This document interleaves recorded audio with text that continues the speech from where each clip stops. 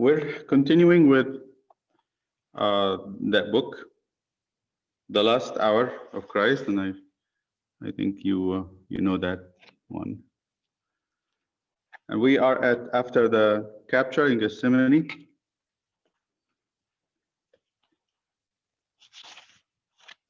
When Judas, and we just look at the last part of this one. Judas came with a group of soldiers and the servants of the high priest and from the temple, and he gave them the sign, and seems he came forward, and it's a very interesting scene to see the Lord coming out of the garden of the place where the olive trees and the oil press at night in a full moon, coming out, and the disciples half awake, half asleep behind him, trying to figure out what's going on, and this group with the torches and the sticks and the swords, quite, many soldiers, and seems like they're coming to a battle more than laying a hand on a armless man. So they came closer, and then Judas came and went forward when he saw the Lord, and he greeted him. Peace, teacher, peace, Rabbi. And he kissed him. The Greek word used, what we use in the liturgy, is called aspasmos. Aspasmos is meant an embrace, a squeeze, holding tight, with a kiss. And it would take a few moments for Judas to put his lips on Christ's face, or even lips, and hold him tight, to make sure that the group behind him in the semi-dark environment got the message. When Judas' embrace was loose at the end, he took a few moments to do that. The Lord looked at him and he said, is it with a kiss, Judas, that you are betraying me, betraying the Son of Man? Then Judas slept in the darkness. I'm sure they say that the writer says, most probably he slept in the darkness just a little further to see that, to make sure that they actually got him. So his end of the bargain is completed. I don't think he ran away. He didn't. He just waited in the shadows. And when this happened, the rest of it, that Peter took his sword and started to, and he asked the Lord, should we strike? Before he hears an answer, as an impulsive person, he slashed wildly, and then he cut the ear of the man. Outside the book would think about this and think about the people who came to lay their hands. They anticipated some kind of resistance, but I don't think they anticipated swords or a fight, which will make it more difficult for the Lord. One of the things that Jesus did nothing to deserve. I'm sure after that they made sure that he is tightly bound and treated him with some fear and defensive. Before Peter does that, Jesus actually answered them, if you want me, that we talked about this last time. He said, who do you want? He said, Jesus of Nazareth. And he said, I am he. When he said, I am he, the front row went back and fell on their back. Then they recovered their strength and came back, and he said, so who do you want again? He said, Jesus of Nazareth. He said, I am he. And then he said, if you want to take me, let those go. And he was protective of his disciples, so that the disciples would not get in the middle. And St. John said, this to fulfill what he prayed about, that of whom you have given me, which he speaks to the Father about the 12, I will lose nothing, except that one person, he called him the son of perdition. So to fulfill this, Jesus put himself in the hands of his accusers, without resistance, without hiding, in complete surrendering, but knowing what he's doing, of course, and requesting that the disciples would go. And the disciples went from that moment on, after Peter tried to do this very rash move, we don't hear anything about Peter doing anything more. Jesus turned to him and said, "Put your sword back in its place. Who strikes with the sword will die by the sword." And this is one from the Old Testament. Whoever sheds man's blood, that's one of the commandments that God given to Noah in the Old Testament. He said, don't shed man's blood, because whoever sheds man's blood, by man his blood will be shed. So they leave. Everyone left.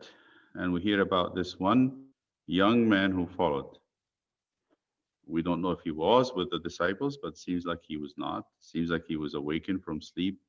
He was asleep in a kind of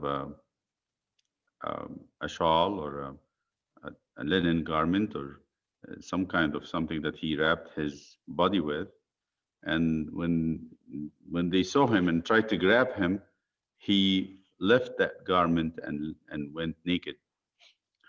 The gospel writers don't say who it was, but we find this in the Gospel of Mark, and the writer of the book believes it is Mark himself, Saint Mark.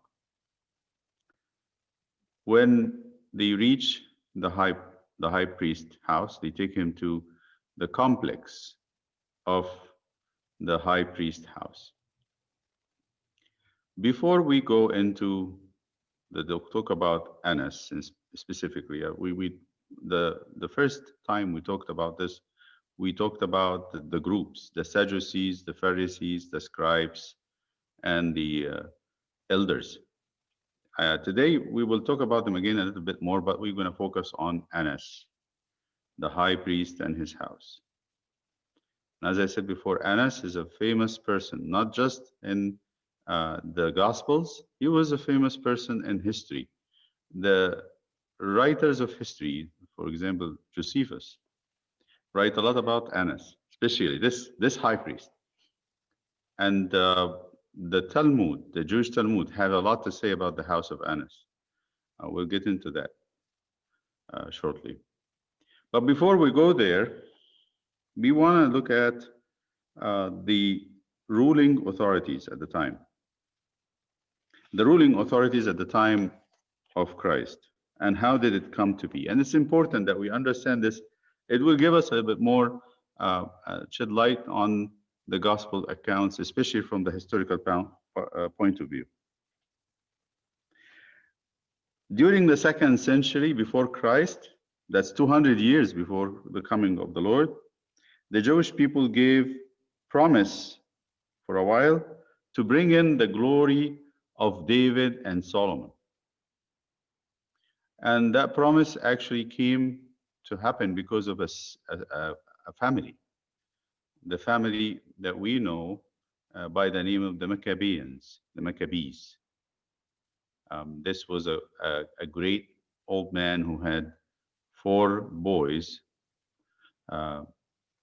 One of them, whose name was Judas Maccabees, and under his name we have the book of the Maccabees, and details the story of how they revolted against the Greeks, against the Syrian family of Antiochus, and how they cleansed the country and the temple from the corruption that the ruling Greeks wanted to do.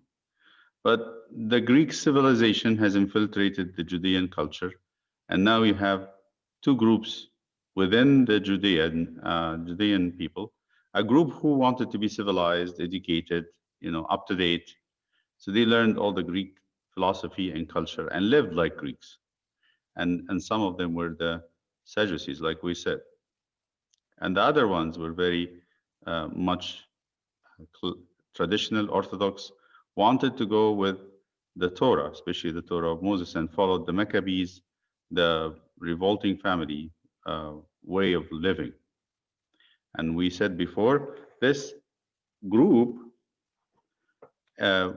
main focus was the law of Moses, and they particularly focused on 3 things: on cleansing, physical purity, keeping of the Sabbath, and teaching and educating the Word of God. That trend um, almost is replicated in the modern times. So you have the Christians even the same way. You have people who have more interest in the world and they want to be like the world and they want to be up to date, scientific, all that stuff. And you have a group that's very classic and they want to be, more into the Word of God and keeping the Word of God and looking for it and teaching it, and educating is their focus. But you would find at the end that the two groups have their problems. The Pharisees started to make their own interpretations, and they focused on the interpretation, the personal interpretation of the rabbis, more than the simplicity of the Word of God. And they didn't know how to see Christ when He came. Now, I want to talk a little bit for this chapter, which is focused on Annas. Starts by talking about who was Herod the king and what was the political situation in Judea. For this, I want to share with you a little family tree. Let me share with you the screen. And this family tree is the family tree of Herod. So the Maccabees were a family of priests. They were from the Levitical priesthood. And they form what we know as the Hasmonean dynasty. So let's just look at that, and I will explain to you the names. The man who is the father of this family, the most prominent name here is Mattathias. Mattathias, you see that I don't know how to get this into like a pointer or something. Let me see if I can write on it. Not sure. If you count the lines, 1, 2, so you have the Hasmonean dynasty family tree, and then the rulers of the Maccabean Judea, then under the priestly order of Joarib, that's the name of the grandfather, and his son is Asamoneus, then Simeon, then John, then Mattathias. This is the big name that you will find in the book of Maccabees, Mattathias. Mattathias has 5 sons, not 4. John, Simon, Judas, Eleazar, and Jonathan. The one who led the revolt against the Greeks were Judas. That's 200 years before Christ coming, and maybe a little bit more. Judas Maccabeus didn't have sons to mention in this lineage, but his younger brother, or older brother actually, Simon Mattis had 3 sons. Mattathias, again, he named it to the name of his father, Judah, and Johanan Hyrcanus, or they know him in history as Hyrcanus. Hyrcanus had those 3 children, and the most significant is Alexander Jannaeus. Just bear with me, we're coming to the things that we need to talk about. So Alexander Jannaeus is the grandchild of Simon. Alexander Jannaeus had 2 sons, Hyrcanus II and Aristobulus II. Alexander Jannaeus married Alexandra. He died before her. She was the queen. Now, people in Judea, once they got rid of the Greeks, they established the Maccabees as their kings. They looked at them as kings and priests, which was something very peculiar. This is the first time that the priests are the kings, are the rulers. People saw in them a return to the glory of Israel. So you have 2 sons to Alexander and Alexandra. When Alexander died, Alexandra became the queen, has 2 princes, and Hyrcanus and Aristobulus were fighting over the throne. Now, one was watching And that one was the governor of Edomia. It's Edom, south of Israel. And this governor name was Antipater. Antipater was not a Jew. He converted to be a Jew. He was a very cunning political person. Antipater has a son and a daughter, and the son is a famous son. His name is Herod the Great. So Antipater wanted one of them to be the king so that he can actually use him, and rule Judea.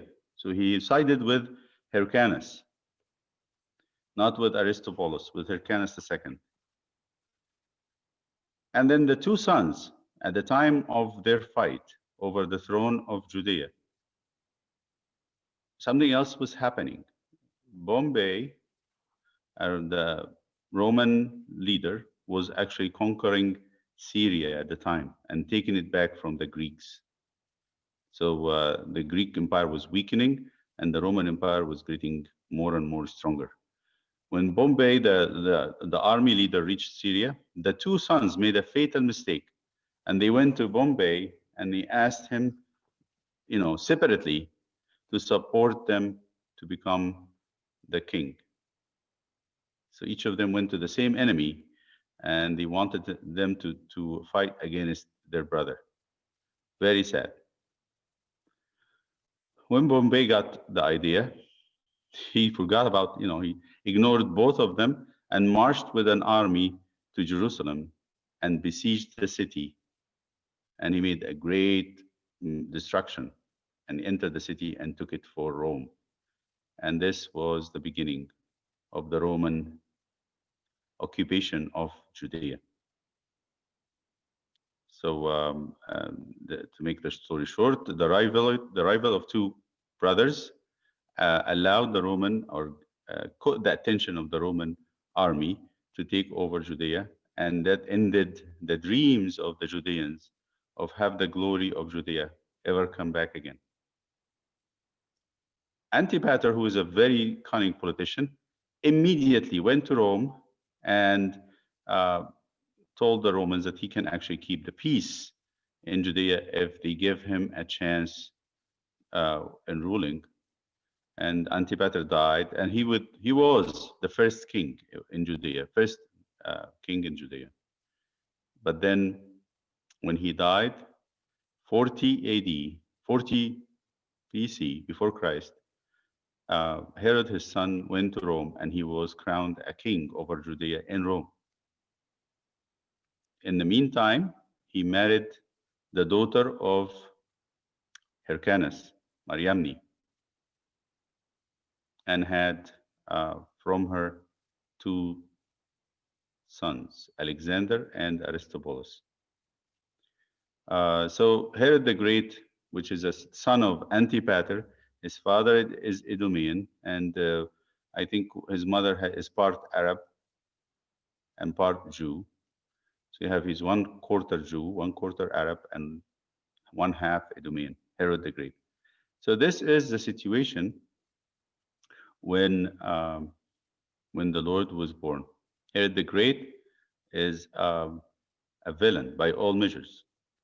He killed, he's responsible for the massacre of the little babies in Bethlehem.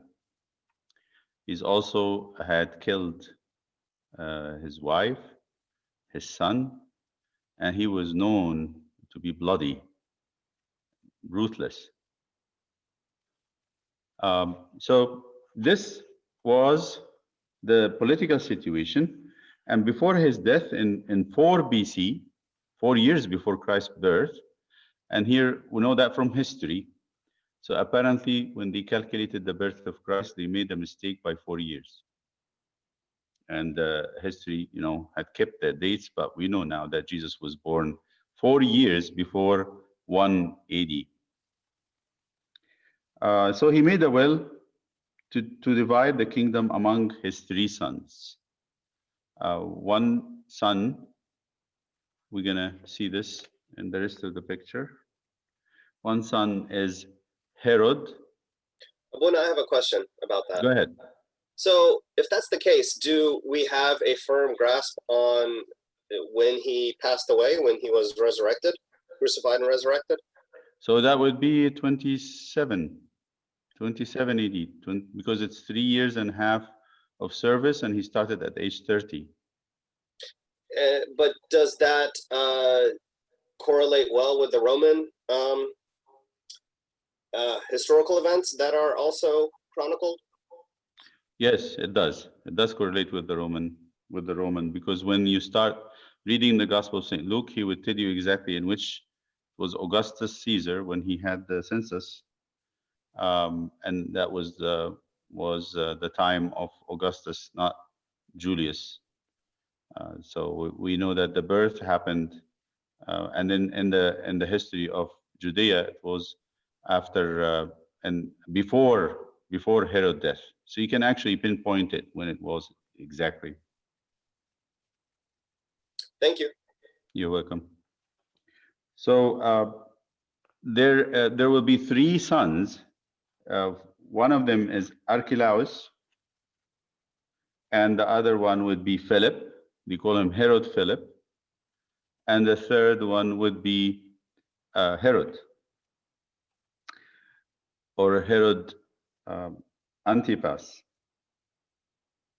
And you have the problem when John the Baptist come to talk to Herod, and that Herod took the wife of Philip to be his girlfriend. They had a relationship while Philip was, or his wife, while Philip was still alive. Archelaus was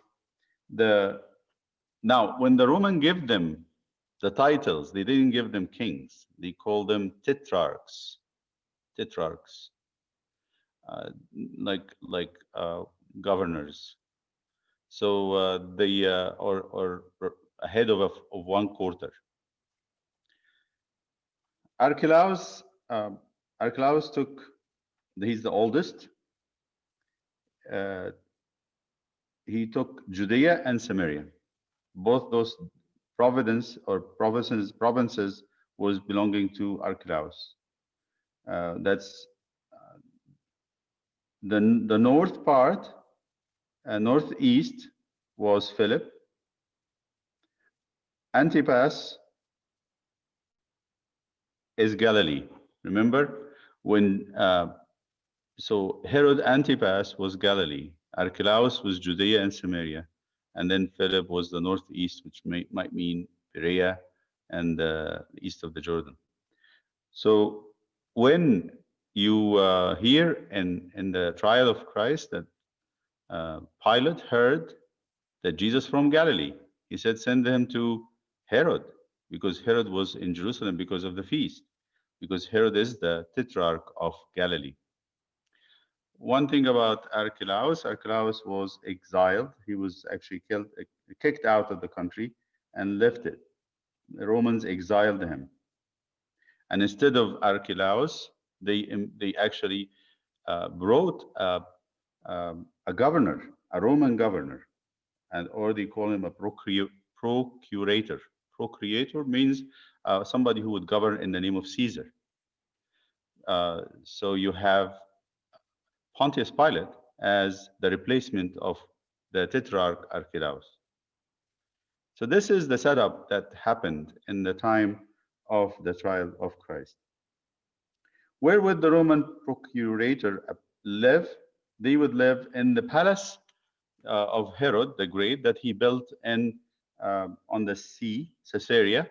They call it in history and then also in archaeology. They still have that palace remains.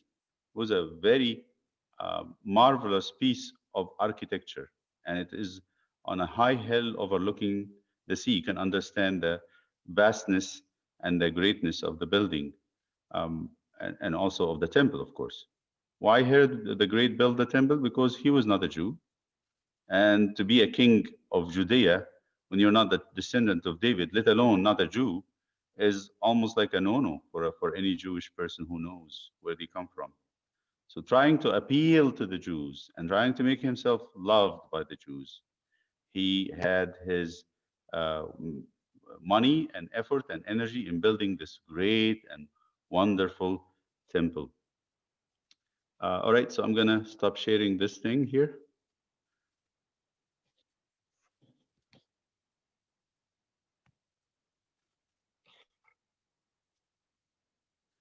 All right, so we have that set up, but when we look at the procurator, the Pilate, he used to come to the city. Pilate used to come to the city, to Jerusalem, during the feast. And I said to you, he's the governor. He's both the political and the civil ruler. And he would use the Roman law to establish the peace or the stillness of things in Judea. He was a military commander as well as a civil governor. He used to rule with two groups of military, two units. One of them is called the legion. The legion is made of, the number is given here, 5,000 to 6,000 men. And they're all Roman citizens. They're not really from any place else. And the other group is called the auxiliary troops. The auxiliary troops were not Roman. They usually are local or brought like mercenaries from other countries, but they're not Romans. So he would have 5,000 to 6,000 men of Roman trained as Roman soldiers. They were the high quality, the high end Roman troop. The auxiliary are not of the same caliber or status as the legion. And usually are the auxiliary from other provinces of the empire. They may be 500 to 1,000, but was usually 600 men. So the legion is 5,000 to 6,000, while the auxiliary is 600 men. The auxiliary is a smaller group. They would use them most probably for running around, running errands, like footmen or servants of the legion. The governor of nearby Syria had 4 legions under his command, but the procurator of Judea had only auxiliary troops. Seems like they didn't give much to Pilate to rule with, but they gave Syria a lot. The auxiliaries were all Gentiles, and the legions were all Gentiles. There were non-Jews, because the Jews were exempted from being part of the military, of the Roman military. The soldiers who played a part in the tragedy of Christ's passion were not Roman. Therefore, in the sense that they came from Rome or even from Italy, they were all auxiliary. The Pilate, the supreme, he was the supreme leader of the land, both in judicial authority and in political authority. But his authority in Judea, especially in Judea, was exercised very carefully. He didn't want to tease the Jews.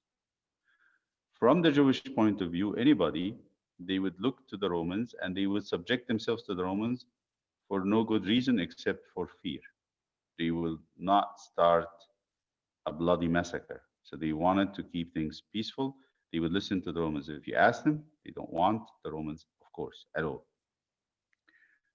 Who had the authority in this Judea? It was the Sanhedrin. The Sanhedrin and the high priest, in that order. The procurator alone could decide matters of life and death. It's up to him. That's why when they bring him Jesus, the procurator said, Pilate said, why don't you do it? You crucify him yourself, you kill him, you judge him. They said, we have no authority, cannot do that. The Roman law does not allow us. Now, I want to tell you a little piece here. The Romans did not really persecute the Jews for their religion. not like the Greeks, not like Antiochus Epiphanes. The Romans left them. In fact, the Romans protected the religious life of the Jews. Add more, the Romans actually asked and they would pay for it, for sacrifices to be offered for Caesar and the Roman troops twice a day in the Jewish temple. They were very pro religious life of Judea. And they avoided offending the religious sensibilities of the people, especially the role of graven images. They would never put any idols in Jerusalem, or statues of their gods, or statues of Caesar even. They had a conviction that you don't want to, if you want to keep the empire together, don't want to provoke people. Don't provoke them if it's not necessary. So they didn't really put any idols in Jerusalem or the temple. When Jesus was taken, they went into the southern western part of the city. If we can have the map, if it's available. Maria, you have the map. Let's go into that map, and Jesus has taken. I stopped there to talk about. Just 1 second. Sure. I stopped to talk about the political place, the political situation in Jerusalem, but also we want to look at the map where they're going to take him. We looked at the map before. It's a very simple map, but it keeps things in perspective. They would have taken him to the house of the high priest Annas, but when we look at the house of the high priest, it's a gated complex. It's not just one house. Most probably it was a few houses in a place of a piece of like a one land, like a piazza, Italian piazzas, or in Egypt, in the groups of like big families, extended families would live together within walls, and they call it the citadel. That's how they call it in Egypt. So the same thing is with the high priest in a rich family like this. He lives in an apartment on one side, and maybe his daughter lives in another apartment, and his sons lives in another. So you have 5 sons and have a few daughters, and each of them have their own living place. It was very rich. So if you look at the city, it's number 5. That's suggestion. Nobody knows for sure. But this is where he's taken. If you look at Gethsemane at number 4, and he was taken down the valley of Kidron, all the way to the south part of the city, all the way to the high priest's palace, and maybe a little bit more to the west than this, very close. It's actually outside on the route. When Jesus came from the upper room, he said he had to be going by the high priest's palace, knowing that he's going to come back to this place and be tried.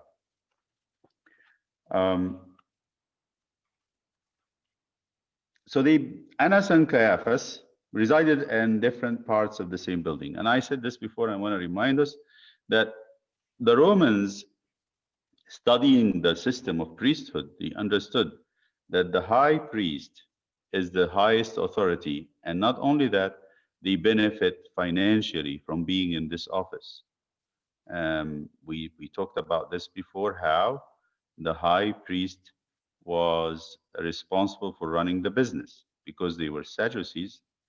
They were not really, believers, which is a very ironic thing. I mean, it's just that it makes a person dizzy with the stark contrast between the office and the status of the people. Even history said that. Even the Talmud, the Jewish Talmud, was going to say it. I'm going to tell you that in a second. So the high priest and the priests of the temple, his family, were from the Sadducees, who didn't believe in resurrection, didn't believe in a spirit or angels, who didn't believe in an other life or an afterlife. And they really didn't believe in anything. They were what we call today agnostics. You ask them, do you don't believe in God? He said, no, don't say that. Does God exist? They say, we don't know. But what am I supposed to live by? He said, live for the good that the earth can provide.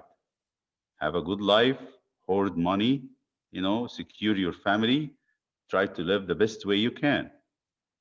What would you do for that? He said, anything. But don't break the commandments. We should not break the commandments lest the curse come. How do you know the curse would come? We don't know, but we don't want to risk it. So we're going to do things that doesn't really, starkly break the commandments. So what did they do? They said that the temple is a great business. We have at least 1 million people come every year 3 times. And what do they need? They looked at it as business people. They need sacrifices to be offered in the temple. They need lodging. They need to change their money if they're coming from other countries. They need a money changing booth. So we have some accountants around that they want to sell like shekels of the temple for foreign money, and they make the exchange back and forth. They know how to do that. We can charge taxes on each shekel they sell. We can actually gather a lot of money.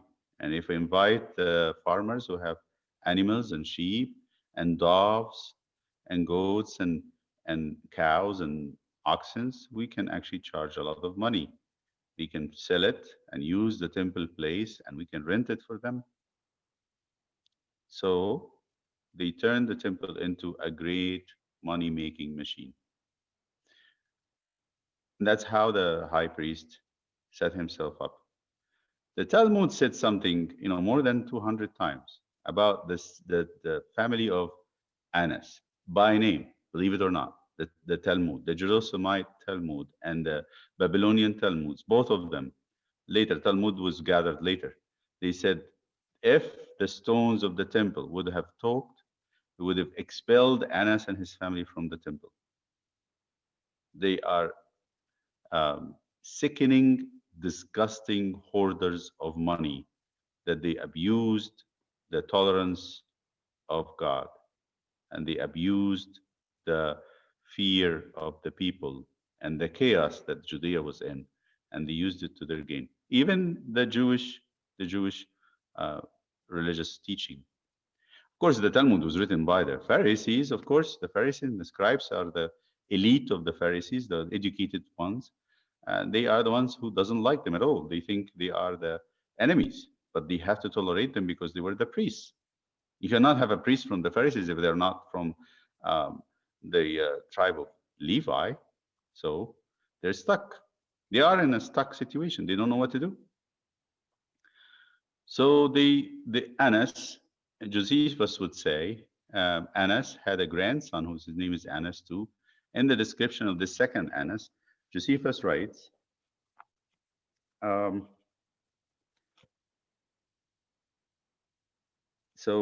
he says, okay, so the book says, he was a great hoarder up of money, but he therefore cultivated the friendship of Albinus, the Roman procurator of the time. That's the grandson. And the high priest, by making them presents. He also had servants who were wicked, who went to the threshing floors and took away the tithes of the priests by violence, and did not refrain from beating such as would not give the tithes to them. Later Jewish writings include the family of Annas in woes pronounced on the evil priest whom the temple itself bids depart from its sacred precincts. The house of Annas is specifically accused of whispering. This is interesting. The house of Annas is accused of whispering. What does whispering means? Or hissing like vipers, which probably refers to the part it took in the corruption of judges. So when you have a judge and you want to tell the judge what they need to do, you go to them secretly and then you whisper. There's a lot of whispering because the high priest was involved in the Sanhedrin. They were the highest part in the Sanhedrin. What was the Sanhedrin made of? Well, the Sanhedrin made of the three groups. Of the highest group, the one that has the most power, political power in it, is the chief priest led by the high priest himself. The Sanhedrin has legislative, judicial, and executive functions. So if you think about it, the three branches of our government here, all of them is in the Sanhedrin. Sanhedrin is the authority in Judea. That's why Pilate would not interfere with them until it reaches a certain degree, like death.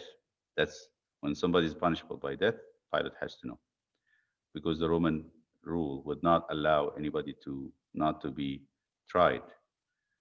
So the Sanhedrin had the three groups: the priests, or the chief priest and the high priest, the scribes, which is the elite, the educated ones, the very highly educated ones of the Pharisees, the keepers of the law, and they are trained in the law of Moses and how to interpret it, and the sophisticated system of detailed instructions on how to keep yourself clean and how to keep the Sabbath and what is breaking the Sabbath, etc.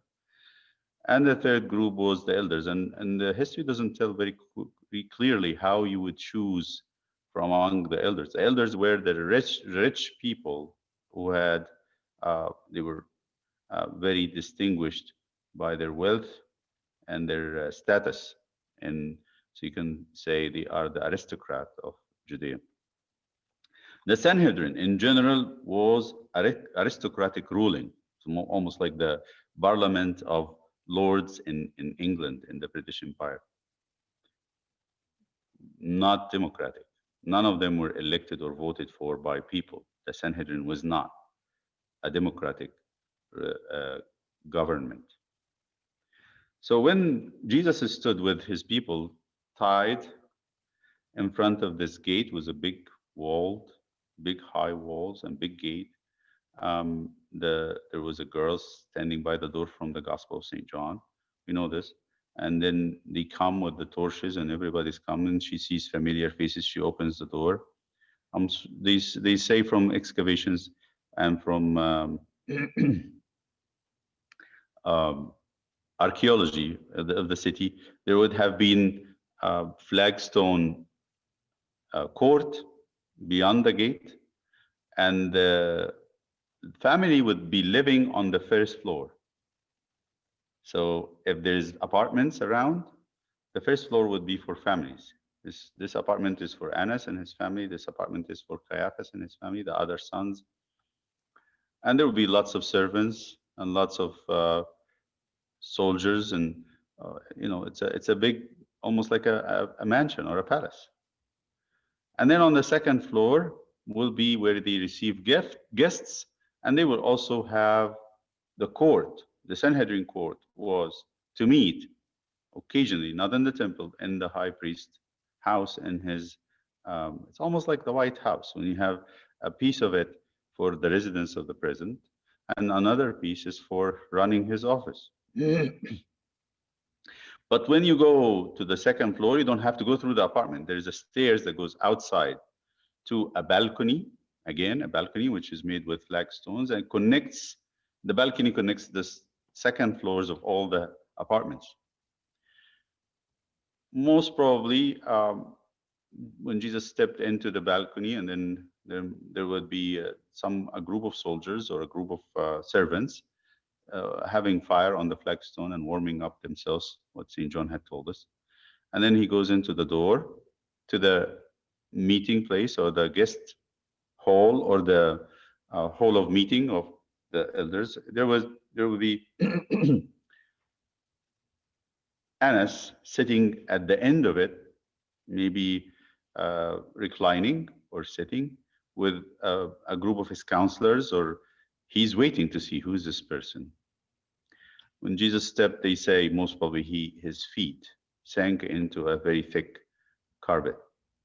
It shows the richness and the status of the man.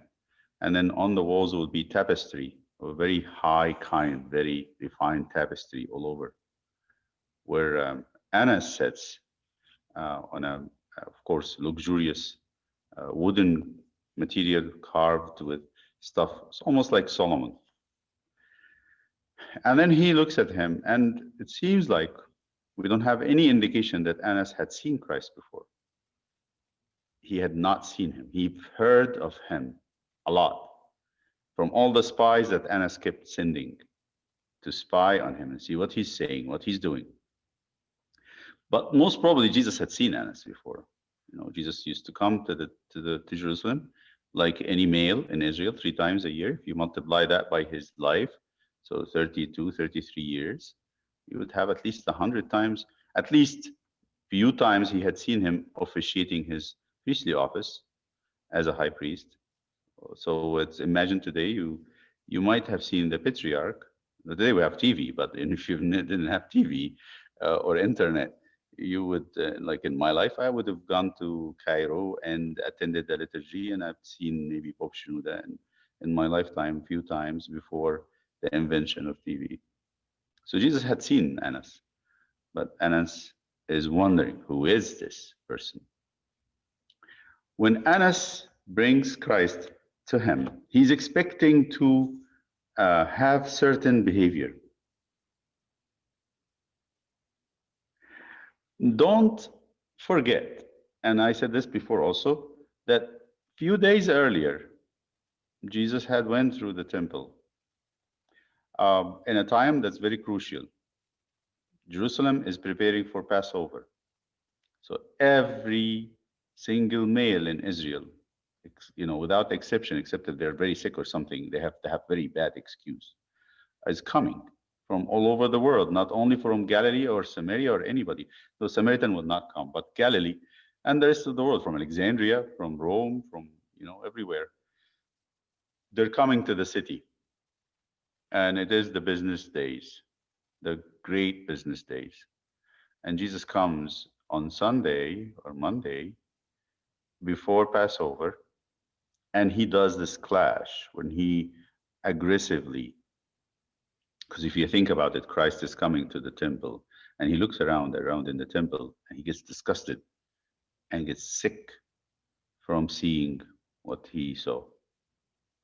And he starts turning the tables, opening the cages of the doves, letting loose of the oxen, and turns the whole place upside down. What would you think the high priest would think? How would he take that? Who is this guy? We've never had that happen before. Who does he think he is? So when he comes, he wants to know who he is. And why is he doing this? So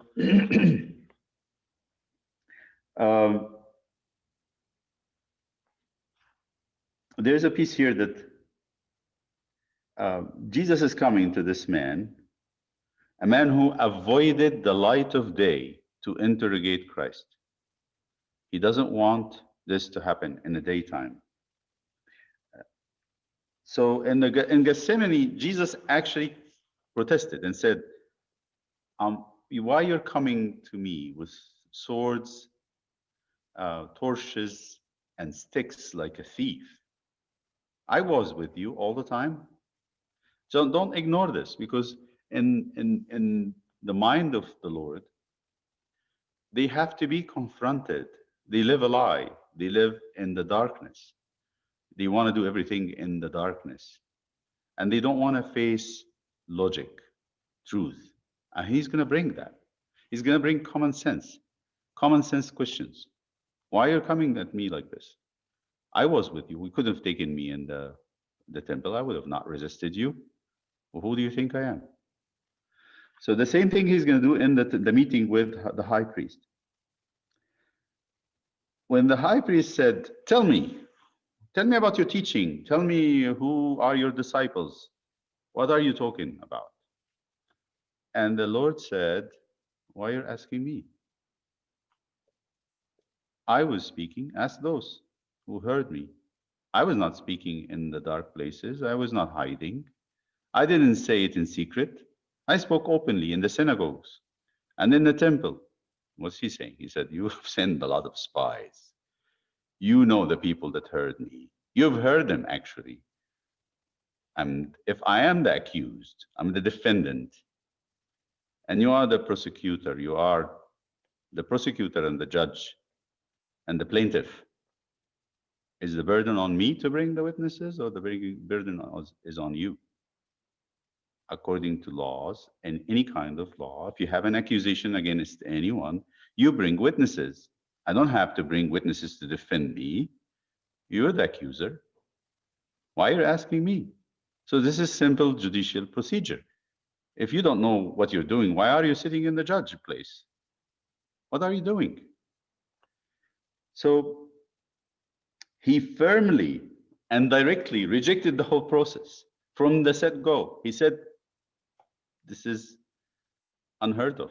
This is crazy.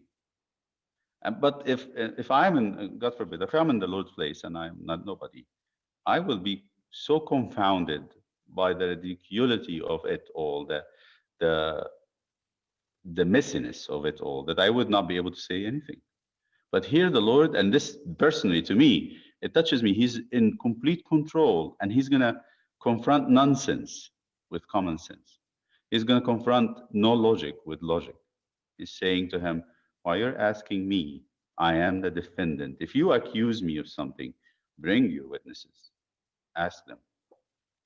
There is the writer says something very beautiful. He said, most probably at this point, Annas lost it. He couldn't say anything. There was no answer. He couldn't say anything. And this will be reported to Caiaphas, and Caiaphas is going to try to bring some witnesses. They will try to recover from this. But the Lord decisively and precisely pointed at the deficiency of the procedure. So he said, ask them, and it seems like there is a moment of silence where Annas is lost for words. He doesn't know what to say. And after like many seconds passed, one of the guards feel the embarrassment of the high priest, and trying to kind of distract the whole situation and gain favor with the high priest, he most probably would have had bunched Jesus with his fist or with his hand on his mouth. We know this from St. Paul. When St. Paul answered the high priest in the book of Acts, the high priest said, strike him on his mouth, slap him on his mouth, or hit him on his mouth. So St. Paul said, you're sitting here to judge me according to the law, and you want me to be hit or struck against the law, you whitewashed wall. And it was like an offense in a very civilized way, whitewashed wall. So the soldiers or the people who were attending said, is this how you answer the high priest? And St. Paul said, I didn't know that he was the high priest. Of course, they change them every year. How can I keep up? So St. Paul said, it's written that you shouldn't say something bad against your religious leader. So we kind of stopped then, and he commented. But then the same thing, the man wanted to strike Jesus on his mouth because it seems like he had said something to embarrass the high priest. At this moment, it was a good distraction for the high priest, but he started to think, oh, this is not a usual person. I mean, when we have people to interrogate here, they get so embarrassed and so shy, and they be like in this submissive, obedient, kind of insecure, all these titles, all these definitions, I mean, of the situation. A person would be very uncomfortable in front of the authority of this high priest. They know him. They know he's not just a high priest, he's a governor of their sect, the unofficial governor. Pilate would listen to him. He would be the great ruler that everybody's kind of afraid of, because he can actually judge and he can bring in accusations. So how come this person is not insecure? How come that he is not? Then he is not a regular person, where again is something much bigger than we anticipated. To gain time, he said, take him to Caiaphas. Here is something that the writer of the book said also. He said, notice that Jesus didn't say, bring in my disciples. They will tell you what I said. He did not mention his disciples. He's not going to mention his disciples. So what he says, in his reply, Jesus made no mention of his disciples. He had protected them at the moment of his arrest and had demanded that they be permitted to go their way. He stood alone now before the high priest to answer. And he's not going to ask them to come. He's the one who told Peter, don't even try to come in this situation. You're going to deny me. Don't put yourself in it.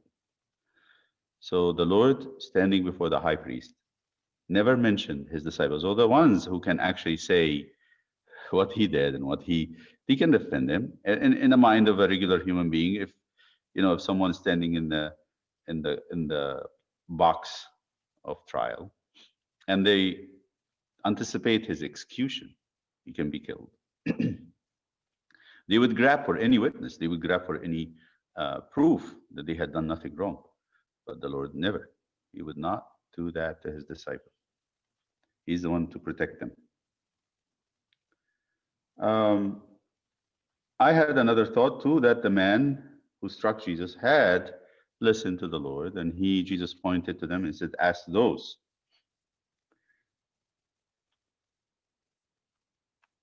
The second part is what Jesus had said, it directed at Annas, where he said, you're not doing a good job in a way by being a judge. He rebuked the high priest, almost rebuked him. Why you're asking me? Ask those. Meaning, get your witnesses in line. He's an accused who was different. He administered a public and well-deserved rebuke to the great Annas, and he did it without fear or hesitation. Annas was startled, of course. And he didn't know how to reply. He had the pause, and the soldier. Jesus does not let the soldier go either. Anybody, when this happens, they get a little bit startled and shocked. Why is somebody hitting me right now? But again, with this composure of the Lord, one of the greatest virtues, that constancy. He's constant. He's not shaken by anything. So he looks at the soldier and says to him, if I said something wrong, make witness against what I said. But if I didn't, why are you hitting me? Again, nonsense is met with common sense. The Lord is not asking him to recite or to know verses from the Old Testament, from Proverbs. He's an ignorant person, most probably, who doesn't know how to read. He doesn't ask him to grasp high knowledge or great, deep wisdom. All what he's asking him is a simple, common sense fact. What is the reason of you hitting me? And for this, the soldier can ask himself. So his reaction to injury is the model of meekness and patience.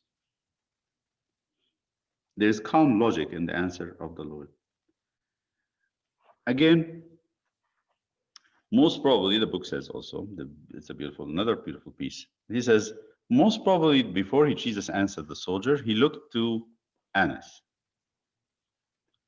Is it supposed to happen that if you're standing in the court and observing someone being tried, that one of the police people that keeps the cage, when the defendant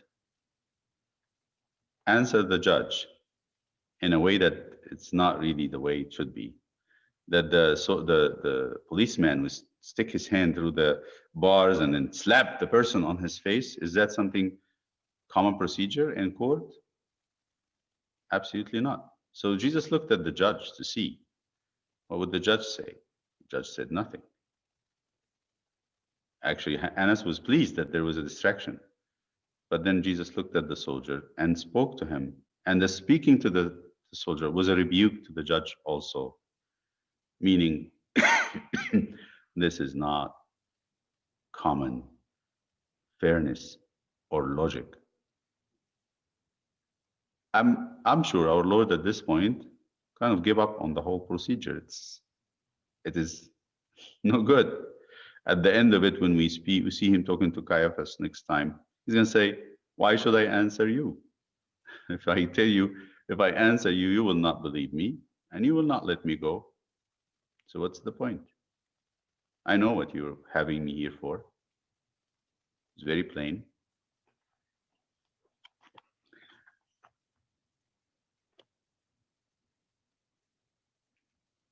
So Annas at this time realized that Jesus is not going to be afraid of him. He doesn't have any intention of obeying him or giving him the fear and the submission that other peoples have. He does talk to him with respect. He doesn't really humiliate him or say anything uh, uh, disrespectful. But it seems like he is not going to be like the others in dealing with him. So he wanted to gain some time until he gets the Sanhedrin. While this is being done, he sent actually Jesus to Caiaphas. Take him to Caiaphas, he said, because Caiaphas was the official high priest. Annas was a retired high priest. The father-in-law was retired. The son-in-law was in office. Take him to Caiaphas. And when Jesus goes out of the door, he goes through the balcony where the flagstones and the fire is set up.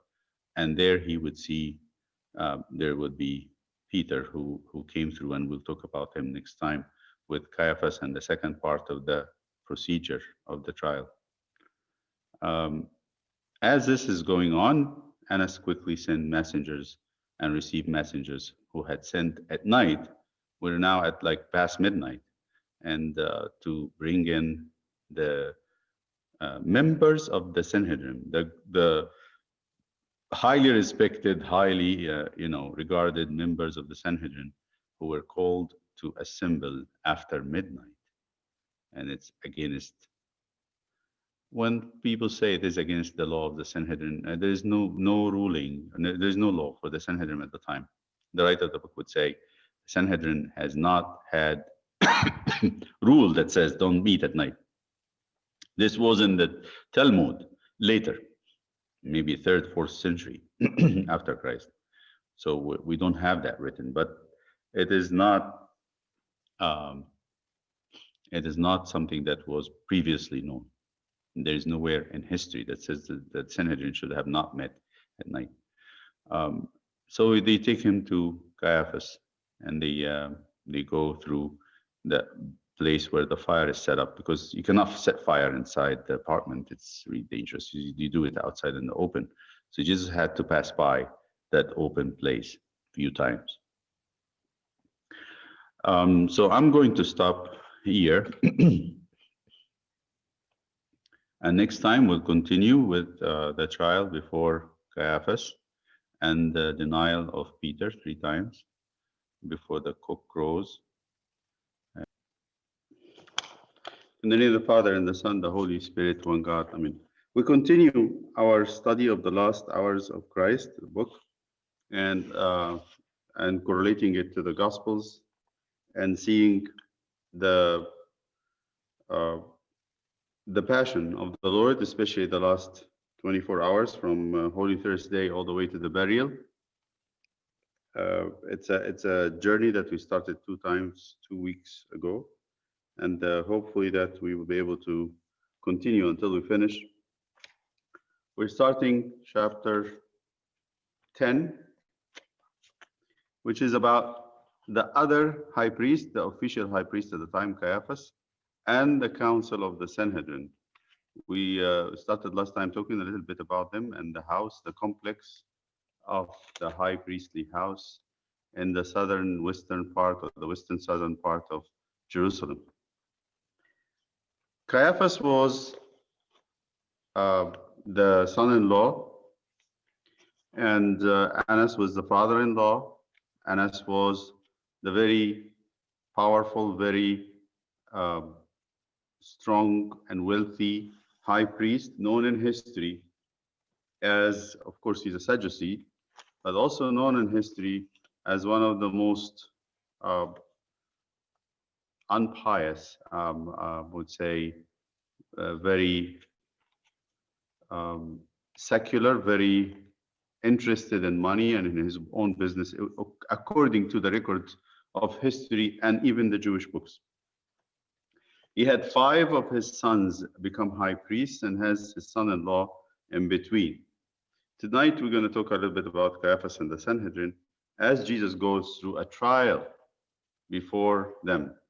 The last time we spoke about Annas' trial of Christ, that was filled with disappointment to Annas. How the high priest, the old high priest, the retired high priest, tried, and he thought most probably that Jesus would be an easy person to deal with, expecting the usual the usual submission and the usual spirit of uncomfortableness that person would have in front of an authority in those parts. But as they came to the close of this interrogation, Annas was embarrassed more than one time. First time when he asked, tell us your teaching and tell us what you are doing and your mission and whatever. And Jesus said, why you're asking me? Ask those who heard me. I never said anything. I mean, I didn't say things in the hiding. I spoke openly in the synagogues and in the temple. There's nothing hiding or nothing hidden. And Annas, this was a technical problem, because if you're accusing someone, you have to bring the witnesses. The burden of the witness, the burden of the proof is on the accuser, not on the defendant. And this kind of stunned Annas. He couldn't say anything. But then one of the soldiers, remember how he slapped Jesus, says, this is how you answer the high priest. And the writer of the book said, maybe he felt the embarrassment of the high priest and wanted to kind of do a favor for the high priest, that he can be recognized as someone who's done something good. So he slaps Jesus. But also there is something about the question that Jesus gave that says, if I had said something wrong, give witness to the evil. If I said something evil, give witness to the evil. Here, I think he's hinting, the St. John, especially in the gospel, he mentioned this, hinting that maybe the soldier was one of those who heard Jesus in the temple. And it is very uncomfortable, of course. And I think it's double benefit that he is, he felt, sometimes people feel that, feel uncomfortable, nervous when they are asked to give witness. So, and instead of turning to the high priest and say, I've heard him say this or that, or he would have to defend him because there's nothing evil in what Christ had said in the temple. He turns to Jesus and slaps him to kind of show the high priest, I am not with him. I'm against him. I'm with you. But then Jesus answers him. And the answer was very interesting. He said to him, if I said something evil, give witness against the evil. Meaning, you've been there. You've been listening to me. Tell the high priest what you heard. So the man apparently slapped Jesus to avoid a witness, but yet also to save the high priest the embarrassment. So this was the first time. And then after the slap, Jesus waited. That's what the writer would say. He said, most probably he waited to see what the high priest as a judge would say about what happened. Why is he's being slapped? What is the crime? Why is he being treated this way? And instead of the high priest saying something to the soldier, he kept quiet and silent. Then Jesus, completely kind of giving up on the whole situation, he turns to the man and speaks to him. And in that speech, he rebukes the high priest indirectly. So he says to the man, if I've said something evil, give witness against the evil. He takes the place of the judge, what the judge should have said, what the high priest should have said. But since the high priest is not speaking justly, and he's not doing his job as a judge, then Jesus takes it over and talks to the man as the one who's taken over that. Then the high priest finds it's almost a total loss what he's doing, so to kind of give it up to the Sanhedrin, the place where, or the court where Jesus would be tried. If they want to bring him to death, the Sanhedrin has to make the judgment. So he sees Jesus turning around, and the soldiers, he tells them, take him to Caiaphas, take him to my son-in-law, to the high priest. And as we said last time, the house of the high priest is constructed as a complex with different apartments. Most probably are made of two stories or 2 floors. Down there is a big yard of stone, flagged stone, where it connects all the buildings together. There is a wall that surrounds the complex. So the high priest house, most probably each of them, Annas had a 2-story building, very connected to the other building, which is Caiaphas. So they would have to bring Jesus down from the balcony, stairs to the courtyard, to go up the other building into that big hall that the one who hold the office of the high priest would have that hall in his house, and most probably they have multiple halls. One of them is one in the whole high priest for emergency meetings. So they would have to climb the stairs to this other room, upper room, which was a big hall where Caiaphas is. As Jesus turns around and the soldiers take him, Annas most probably thought this was a complete failure. But no harm. We still have things to do. We can bring witnesses and we can hold the Sanhedrin just to call the people that hates Jesus very much, and that the verdict will be made. It will be easy.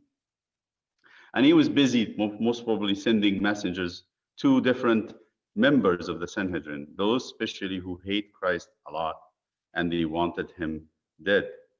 So it was not a difficult task, since most of the members of the Sanhedrin would be living in the same area, in the same luxurious, high standard living area of Jerusalem at the time, wealthy people. So the Sanhedrin most probably was made out of wealthy people. So we said this, and we're going to talk about it again. Sanhedrin was the highest court in Israel. We'll talk about their job, and I told you last time it was not elected.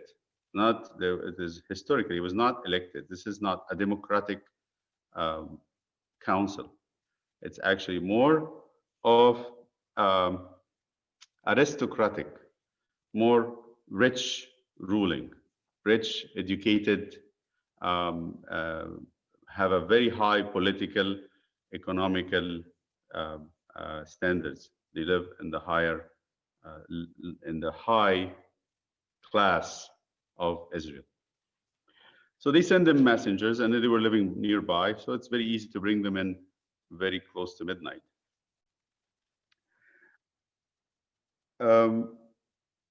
At least he said, he consoled himself, nothing had been lost.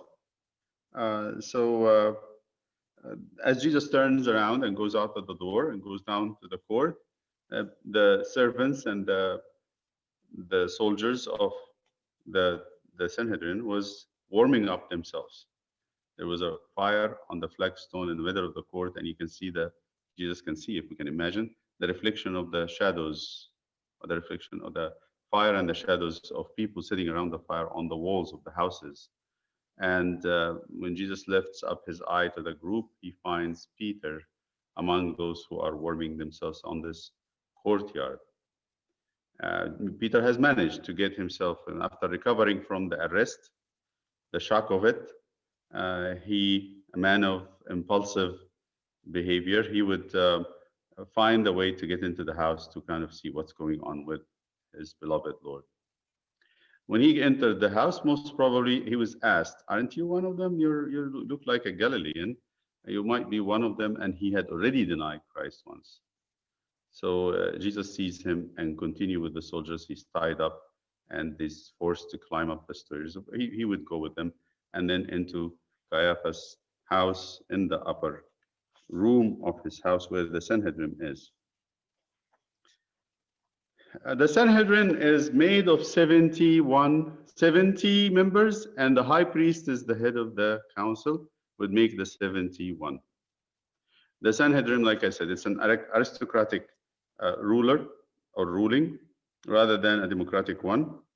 We don't have much information about how the Sanhedrin, when did it begin? It's very vague. You say the 200 years before the coming of Christ, since the Maccabean revolt, or maybe a little bit after. So it developed into a form which we find in the Gospels in the time of Christ. The Sanhedrin was made up of the three groups. All the three are the wealthiest, the most learned, and the most powerful politically and religiously. They have the religious influence. And that dominated the nation. The three groups are chief priests. They are the highest and the most prominent of the three. The chief priests. They are the houses of the high priest. And in the time of the Romans, it would have more than one high priest living together, like at the same time. But most of them are retired. One takes the office. The scribes, and we said the scribes are the most learned Pharisees. They're trained in the law of Moses. They are the most trained and most informed about the law of Moses and how they interpreted the Pharisaical way or the rabbinic way of interpreting the law of Moses. And the third one, the ancients. But the most prominent of them are the chief priests, saying that they were the most prominent, but yet they're not actually as religiously inclined or educated as the scribes. So if you talk about power, and people would look to the chief priests as their religious leaders, which in times of the Israel, they took care of the civil and sometimes the criminal stuff, but they looked to the scribes for matter of legal and religious. So they did think of the chief priest as the highest authority, but which was very confusing to think about, because most of the chief priests were from the Sadducees.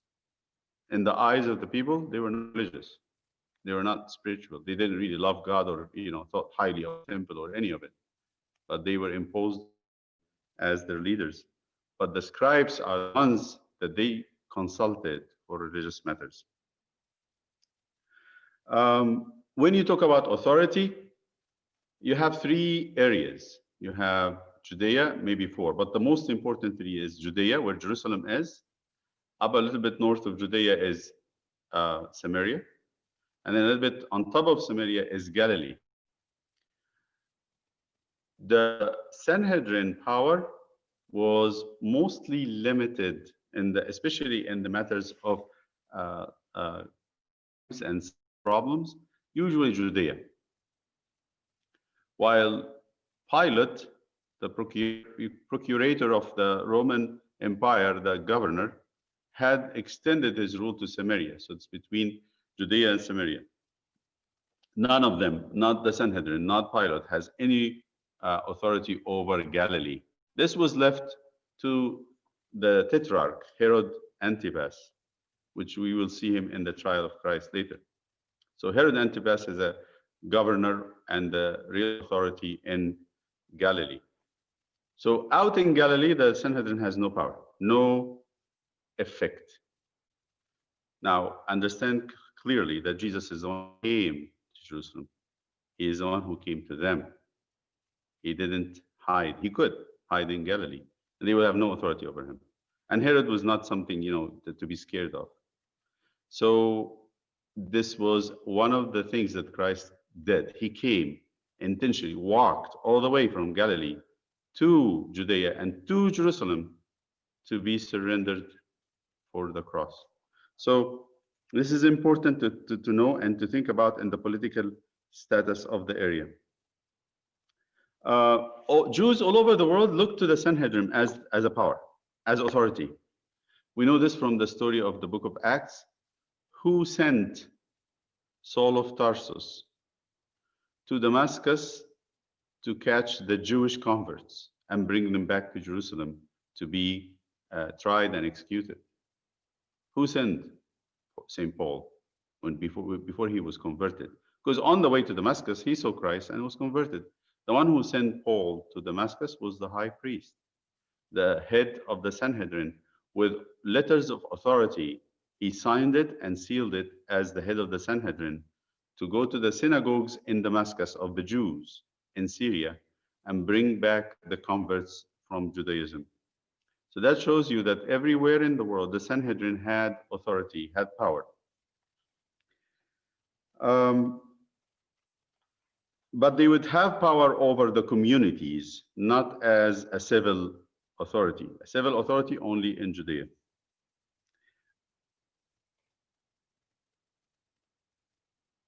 But the Sanhedrin has no power, so they can actually say, this is a criminal who deserves to die, but they cannot execute anyone.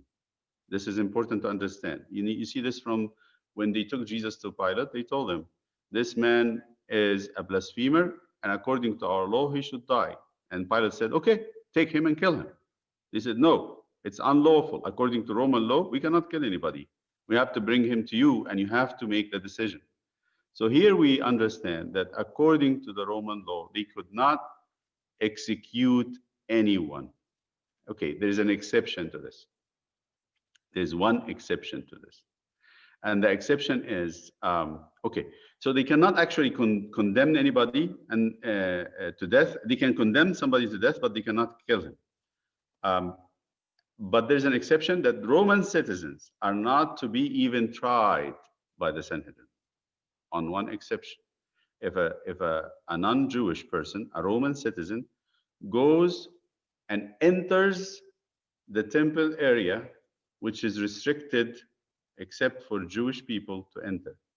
And the Romans said, now, if a citizen from Rome goes there and he sees there was warning, and Josephus spoke about it, they found it in excavation.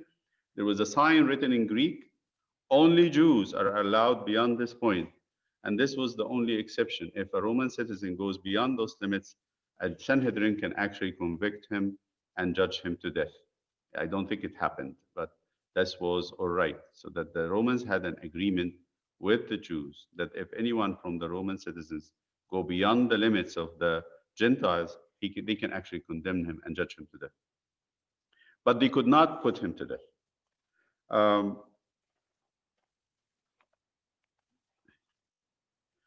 When we go into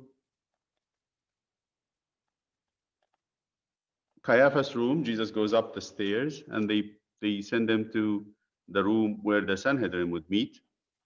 From archaeology, we know it was the reception room of Annas was a very highly furnished, this more cozy type of room, but this one was made for the meeting of the Sanhedrin.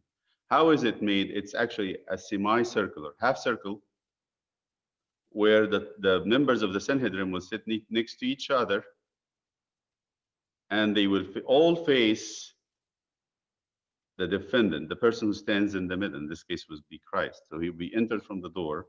When he goes in, he would see a half circle setup of seats. The middle part of it is reserved for the high priest and the chief priest. I told you the most prominent members of the Sanhedrin. So when Jesus is coming, he's going to face his accusers, his judges. What is the number? We said the number is 70. The high priest is 71.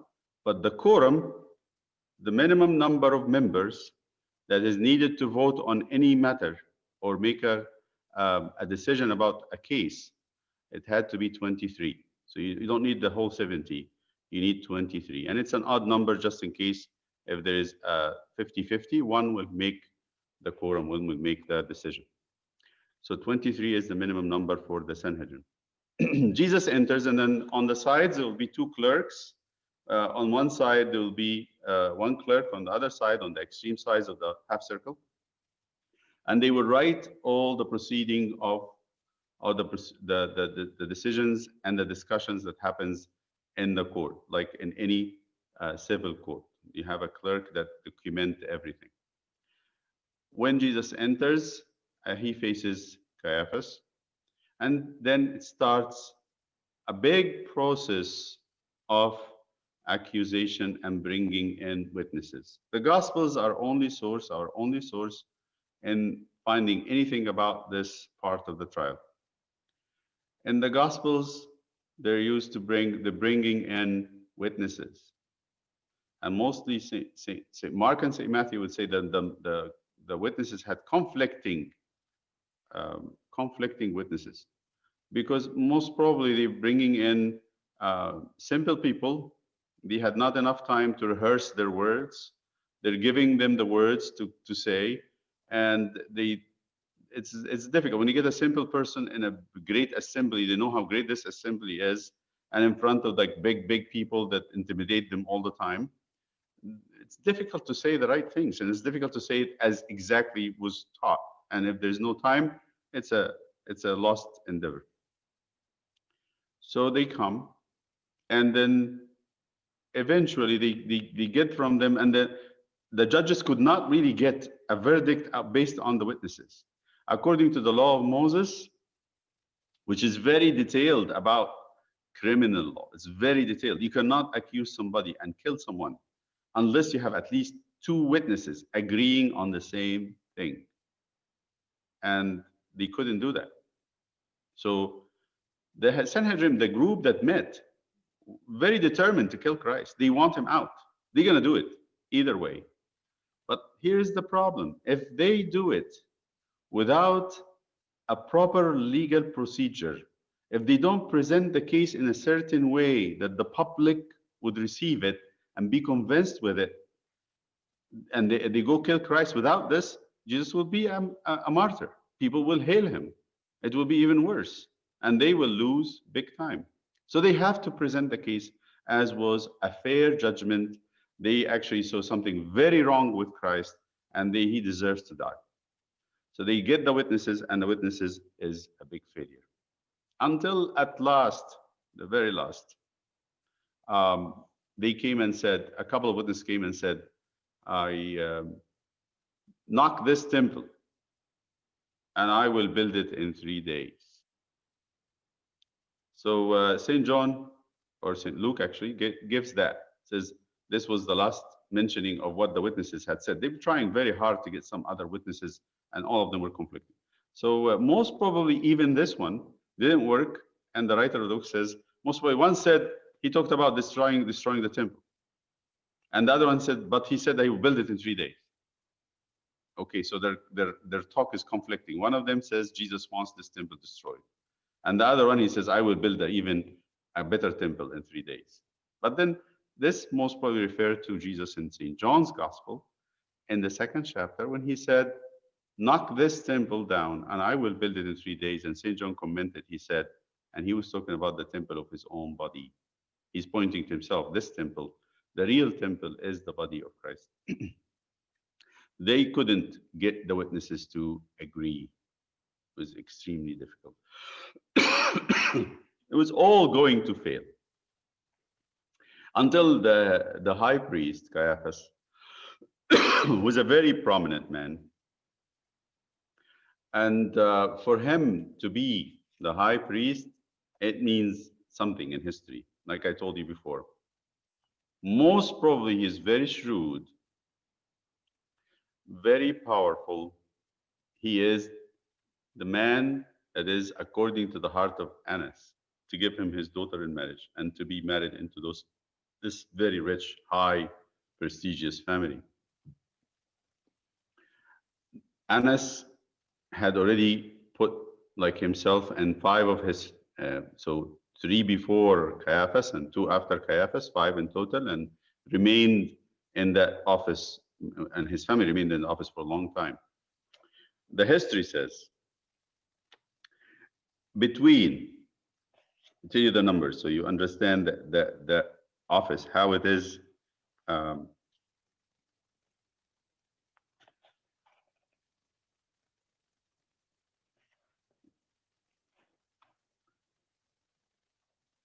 From AD 18, so Caiaphas remained in the office from AD 18 to 36.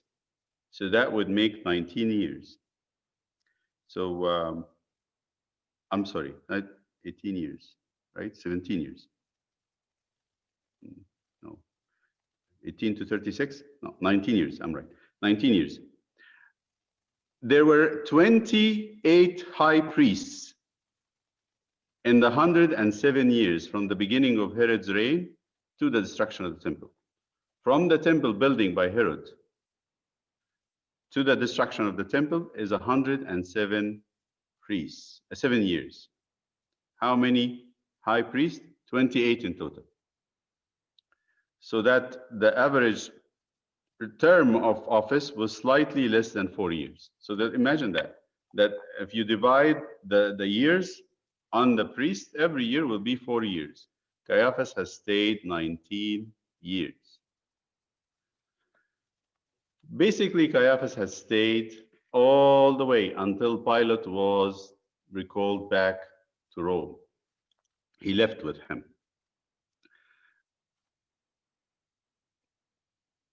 The year 36, like we said.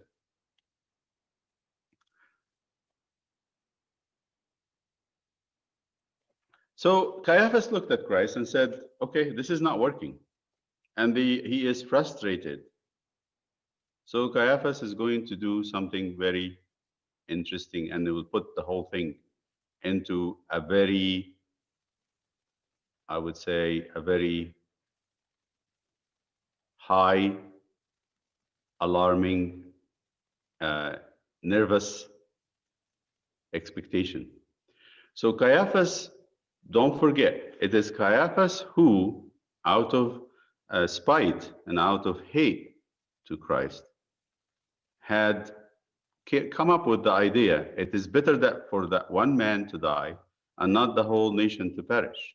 When he said that, when Jesus raised Lazarus, and the news of raising Lazarus came to the Sanhedrin and the members of the ruling members of of Israel, and Caiaphas said, "You don't know anything. It's better for one man to die than the whole nation to perish." And he spoke that Jesus needed to be dead. And St. John said, he didn't say that of himself. He was a high priest and he was prophesying. God used the words of hate of the high priest and the contempt and the aggression that was in his heart to make a prophecy that Jesus is not going to die only for the nation, but he's going to die to bring all the children of God into one. This was the purpose of St. John, to bring everybody into oneness, the church. And if we don't see the church, we don't see the mission of Christ. It's very sad to see Christian people thinking of Christ without the church. So that's St. John's mission. He gives us in the gospel that Jesus came to have a church, to establish a church, not to have a one-on-one relationship with everybody. He's going to have that, but that relationship is very much tied to the union that Christ is doing for the church. So Caiaphas is the one who said that, and he cannot lose. He's not a person to easy give up. So you can imagine, in the beginning, he's asking him, he said, "Don't you hear what these people are saying?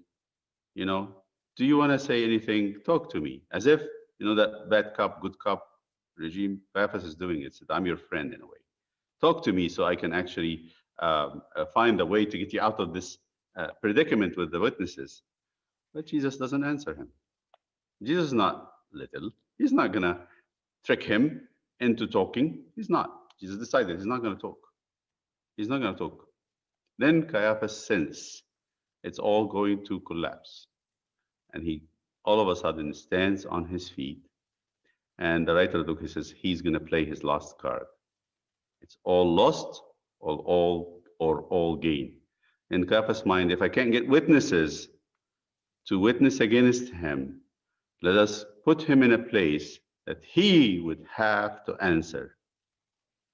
So he gives him the ultimate question. And I call it the ultimate question that puts everything on suspense, and it makes it's the climax of the trial, I would say.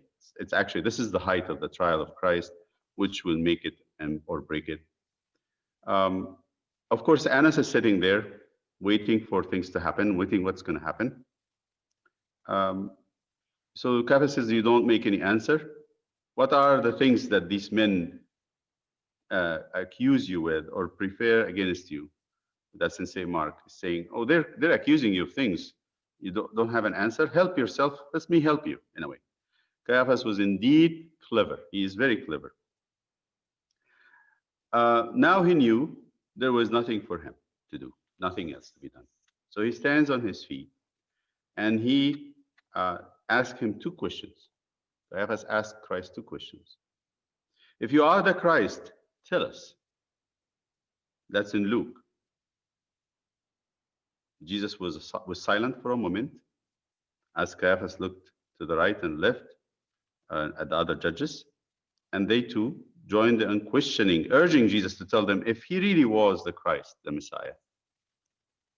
This time Jesus deigns to give an answer. And this time he's giving a very interesting answer. He says, "If I tell you," he said quietly, "you will not believe me. If I question you, you will not answer me or let me go." Few days What is he saying actually? He's saying, are you seriously interested in the truth? Is this a question to know who I am? And he answered, he says, no, you're not interested in the truth. Because this group, the Pharisees especially, he asked them, he said, by what? They said, by what authority you're doing this?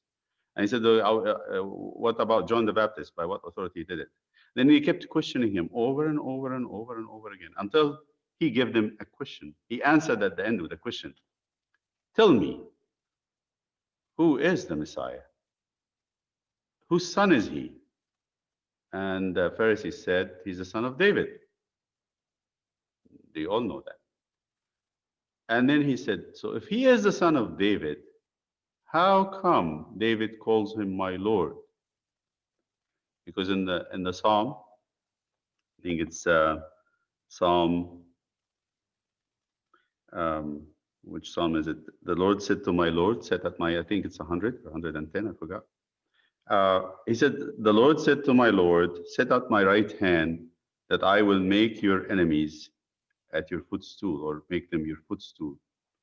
So the Pharisees already was asked the question, who is the Messiah? They said that the son of David. And Jesus said, how come David is the father or the grandfather of the Messiah, calls the Messiah my Lord? He says, the Lord, with the capital L, said to my Lord, with another capital L, sit at my right hand that I make your enemies your footstool.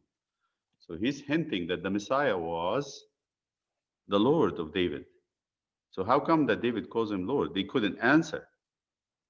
And they didn't ask him anymore. So he knows already. And it's very much plain that they're not interested in knowing who he is. They want him out. And that's it. That's all what they want. So he's telling them, if I tell you, you will not believe me. And if I ask you, this is how, because it's a strange thing to understand in our contemporary way of thinking, that he's not answering, he's going to ask. Where is that? Why he had to ask a question? It's not because he is interested in, asking or knowing anything. It is the way the Pharisees debate and understand. It's a question and answer. So it's saying, if we're going to follow your way of teaching and education, and I'm going to ask you a question, you will not answer like you used to. I always ask you a question and you stop. Why you stop? Because you're not interested in knowledge. You already have it. You think you're full. You think you're done, and you don't need me. So this was a question about the Messiah. Caiaphas is not stopped. He's not done yet. Now he's going to put everything into one question. That's it. He is like soliciting, is requiring from Christ a confession. And this is actually the final question, that it will make it or break it. At many times, of course, he knew that Jesus had claimed to be the Son of God in a very special way and unique way. And in the Jewish mind, the Son of God can be a title given to the king, to the high priest, to the prophets. They're called the children of God. But he had a claim, and the Jews understood it, that he is the Son of God who is equal to God. There's no adoption here. This is actually a very unique sonship.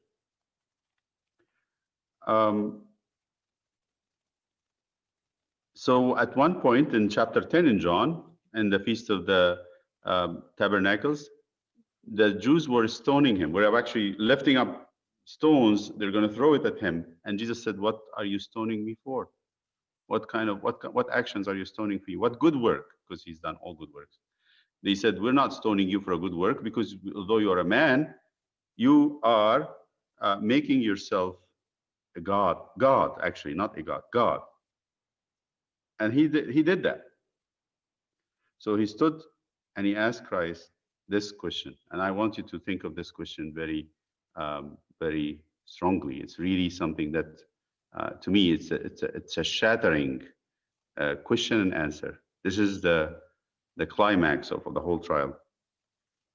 So he said, I adjure you by the living God that you tell us whether you are the Christ, the Son of God. He's having him swear. He's having Christ swear. But not swear. He says, I swear on you, by the way. I swear on you. I will compel you by the name of God, by God himself, to tell us if you are the Christ, the Son of God. Here you have the Messiah standing against the confession, standing against the high priest of his time, the highest authority of the Jewish nation. And this highest authority is asking him to answer the question by the name of God. He's going to have to give a confession. And in the mind of Caiaphas, there's two answers to this question. He cannot be quiet. He cannot be silent because he's asking him by the name of God. If he says no, that's it. He's innocent. He's gone. He cannot do anything about it. But then in front of everybody, the high priest has proven that Christ's words are vain. Everything he had said, everything he had made himself to be, has dropped. That will be the end. But if he says yes, that's it. Where is the witnesses? There is no need for witnesses. He had said the ultimate thing. So when Jesus answers him the following, he said, you said it. You said it means, yes, true. If that's what you said, this is true, this is real. That's a solemn moment that Christ is adjured, asked to swear in the name of God, whether he is truly the Messiah and Son of God, and he is addressed by the high priest presiding over the great council of the chosen people. There's a very interesting moment in the history of humans. So it's very tense. Now, when Christ answered, he said, thou had said it, you said it. And he replied to Caiaphas, nevertheless, he's going to add more. He's going to add more. He said, I say to you, hereafter, from now on, you shall see the Son of Man sitting at the right hand of the power and coming upon the clouds of heaven. That's Matthew 26:64. These words are among the most solemn that Jesus had said. Many times he had claimed to himself the title of the Son of Man. And the Jews are familiar with this title, the Son of Man, because he's going to say it here. Nevertheless, I say to you that you see the Son of Man sitting at the right hand of the power and coming upon the clouds of heaven. This is actually quoted literally, word for word, from Daniel. This is Daniel 7:13. When Daniel saw in the vision the Ancient of Days, which is God, and to him was brought as a son of man, or the Son of Man, and to brought on the clouds of heaven, and he gave that Son of Man a dominion and power. So the Jews understood that this was an image of the Messiah, the image of the Messiah. So he claimed that to himself. But when the high priest adjured him and solemnly had him swear to tell them what he is, he said, yes, I am. And you will see the Son of Man coming on the clouds of heaven and sitting at the right hand of power. This is one of the two messianic prophecies.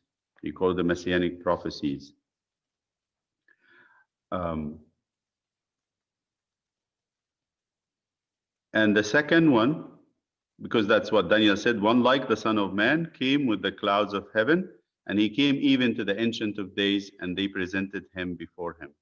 The other is the Psalm of David. Again, that's a messianic one, and that's 109, 110, 109, 1 and 110:1.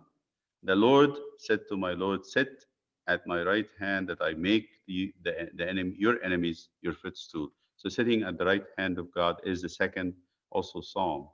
And then 109, 110 would repeat the same thing. These are messianic prophecies.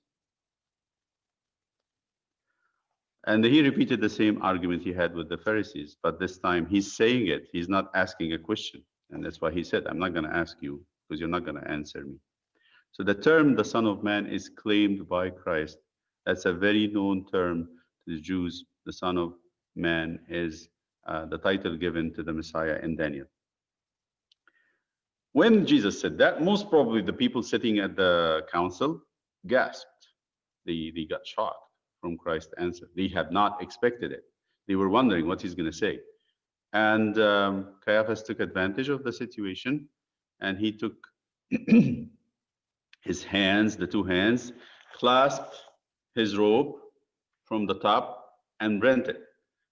To rend the robe is a common gesture in the Near East, in the Middle East, when there is a lot of sadness, something horrible happened. Somebody important in the life of a person dies, or they have a great loss.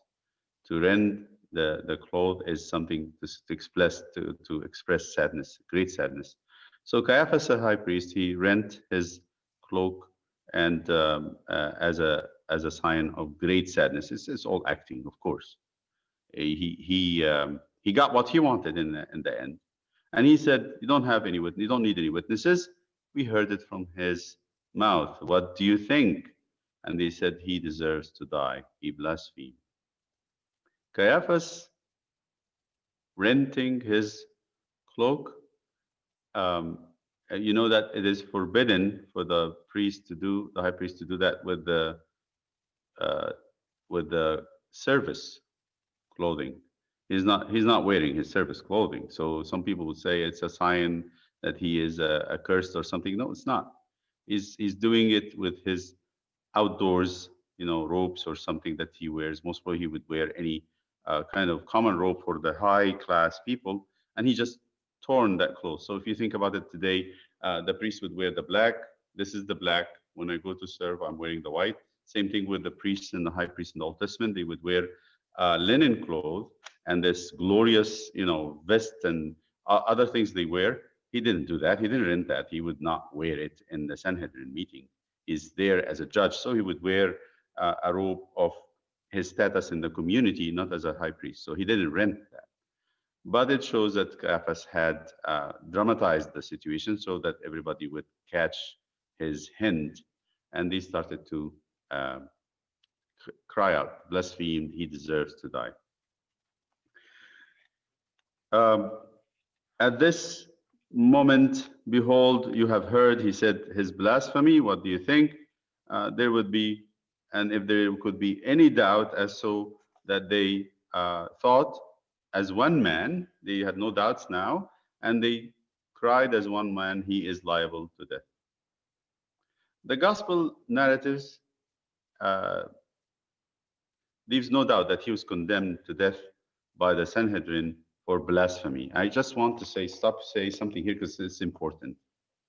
When someone when you say,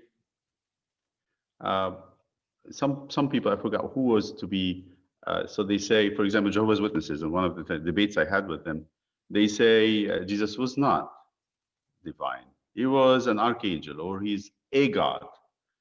I say, you make the judgment of the Sanhedrin and Jesus' confession in vain. He was condemned to the cross because he was claiming to be equal to God, and he didn't deny it. That word that St. Athanasius used in the Creed, and he inspired the whole Council of Nicaea to use, is not coming out of nowhere. Because in the Creed we say, homoousios, equal with the Father in essence. So when we say we believe in one Lord, Jesus Christ, the only Son of God, who is true God of true God, true light of true light, equal with the Father in essence, we're not bringing anything outside the gospel. The condemnation of Christ, the judgment of Christ, was because of his confession as the unique, the true Son of God in a very unique way that is making him, in the eyes of the Sanhedrin and the Jews, equal with God. This word comes right from the Gospel of St. John. So we're not talking nonsense when we say that we believe that the Lord Jesus is equal with God in essence. So yes, we are the children of God, but we are adopted children of God. We're not equal with God in essence, God forbid. But he is, in a very unique way, the one equal with God in essence. For this reason, he was judged. And I remember saying this to one of the teachers that was in the 97, 96, 97, when I debated one of the Jehovah's Witness teachers, when the apprentice couldn't do it, so they brought that a woman in, and she came to the clinic, and I sat with her after hours. And I told her, so why did Jesus die then? Why did he die?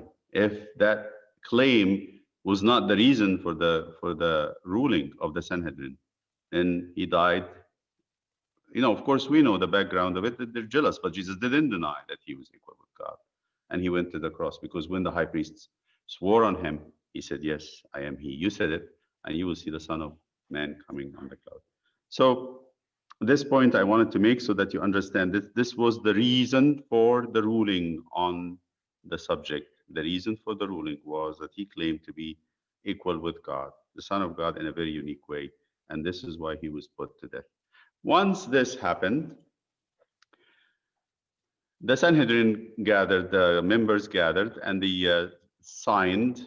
And they have a custom that the high priest will call them one by one, and they will say their verdict, and they will sign a document, and they leave. And as they were leaving, the custom is to spit on a person out of contempt, so that you make the person a spitting place, especially in his face. So as they leave, they were making their duty. This was their solemn duty, to spit on the face of Christ. And as they left, they did that.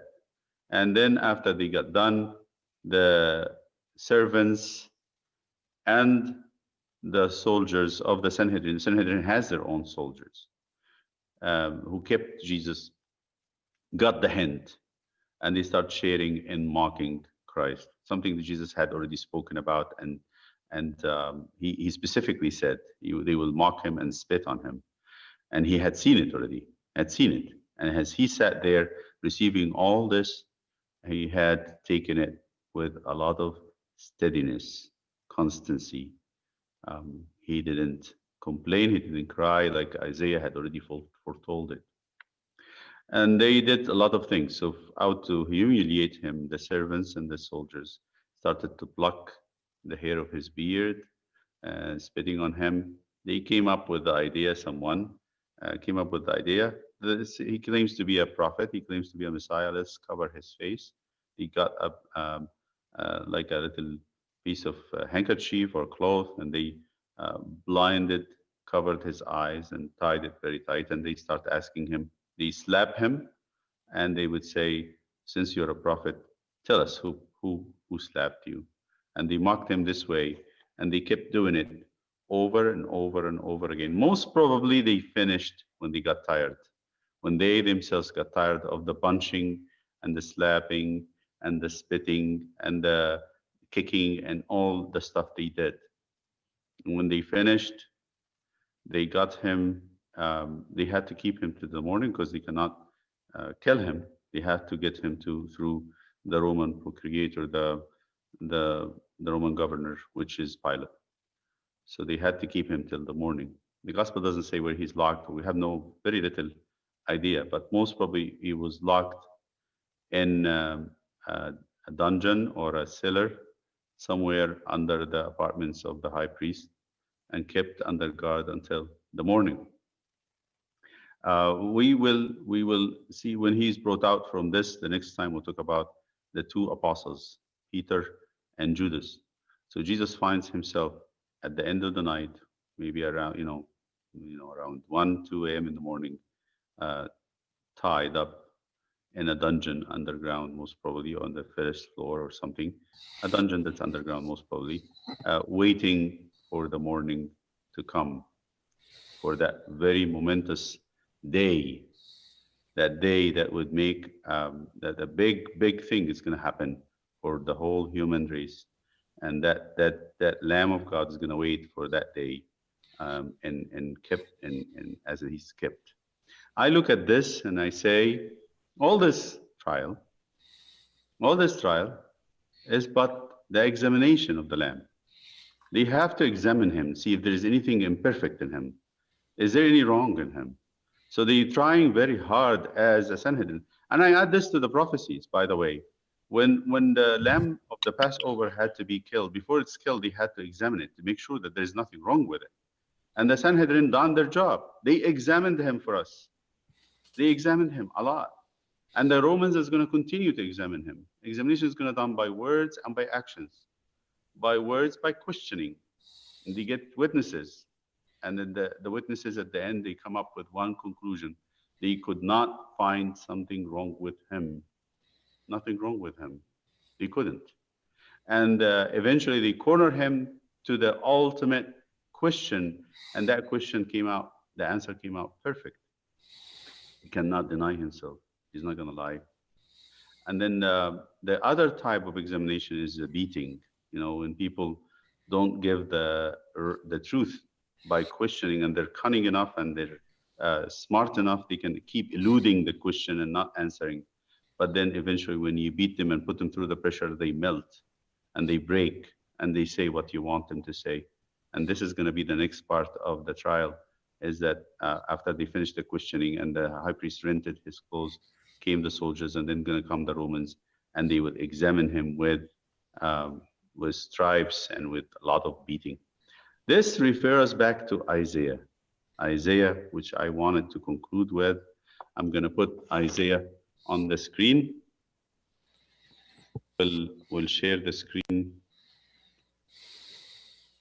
We'll share the screen together.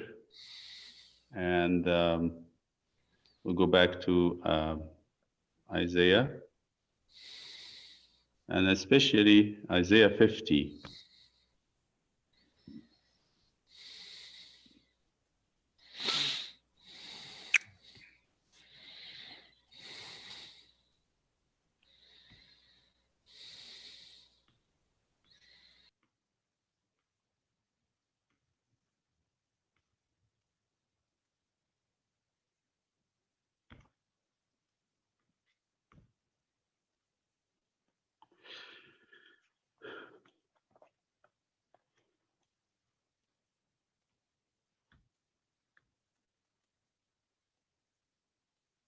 Here we go. So he said, go in English.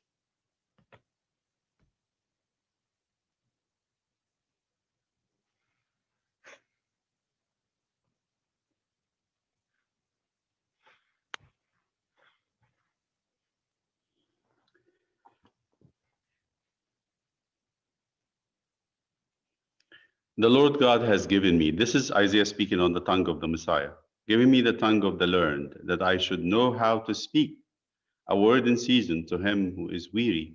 He awakens me morning by morning. He awakens my ear to hear as the learned. The Lord God has opened my ear, and I was not rebellious, nor did I turn away. I gave my back to those who struck me, and my cheeks to those who plucked out the beard. I did not hide my face from the shame of spitting. That's what Isaiah had seen. And what Isaiah had seen, he goes on to go also. It says, for the Lord God will help me. Therefore, I will not be disgraced.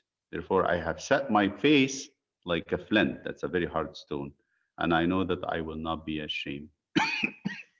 He made his face like a flint so that when they hit him, he will be not moved. So this is Isaiah speaks 1,000 years before Christ about those events. And he's going to say more actually in 53.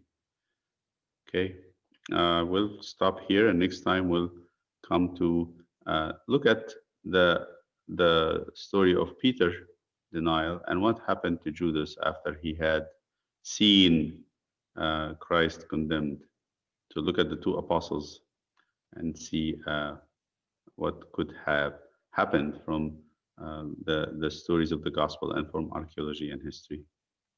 Glory be to the Father and the Son and the Holy Spirit, one God. I mean, make us worthy, Lord, say thankfully.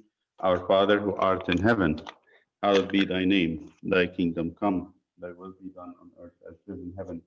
Give us this day our daily bread, and forgive us our trespasses as we forgive those who trespass against us. Lead us not into temptation, but deliver us from the evil one. In Christ Jesus our Lord, for thine is the kingdom, the power, and the glory now and forever. Amen. May the love of God the Father and grace of his only begotten Son, Jesus Christ, and the fellowship of the Holy Spirit be with you. Peace be with you.